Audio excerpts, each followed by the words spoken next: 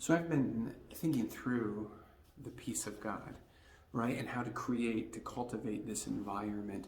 And I think it's important that we are mindful of experiencing the peace of God in our own life, in those moments of anxiety, in those moments in the weight or feeling the tension of the broken world. And it's important for this peace of God to happen. But as followers of Jesus, we make a grave mistake when we let it stop right here. Because we are called to be sons of peace, right? To be sons of God, to be the peacemakers in this world. Which means that we, in moments, in situations, as we enter into them, we are not to stoke the fire of anxiety, but we are to douse it with the shalom of God. And this season is what a great time, because when everyone's anxiety level is high, right? You go to the grocery store and everyone's just on or you go to the mall, you go to all these places. Drivers are just trying to get somewhere, to go somewhere, to be somewhere quickly. And for us now in 2020, we've got that season of already the holiday stress. Now we've got this whole new season of pandemic stress that's causing us to be on the edge. And the only way that people are going to experience the peace of God is if the people of God, the people that know the peace of God, are entering into those moments focused on that shalom.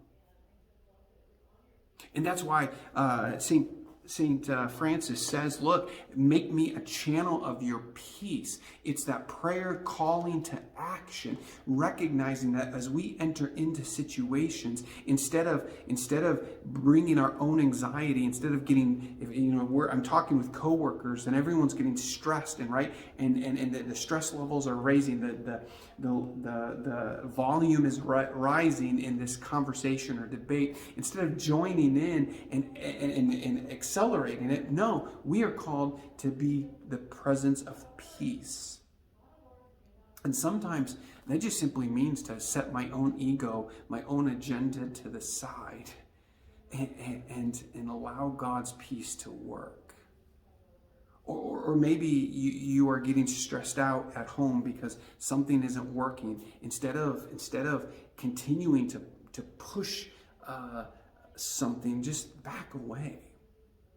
Because that's what it means to be the channel of peace. Or maybe you're rushing home and you stop by the grocery store and the person that's checking you out is brand new to that job, and you are getting all frustrated. The person in front of you isn't adding to the situation. And so instead of just adding fuel to the fire, pray for the peace of God to be brought to that situation through you. You are the channel of peace. You bring love where there is hatred. You bring light where there is darkness.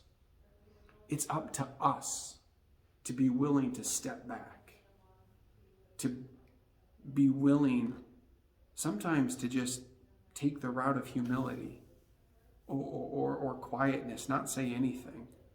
And offer words of encouragement, words of love, words that bring completeness, that bring value instead of pushing down. So this season, with the holiday stress and the COVID stress, let's be channels of God's peace.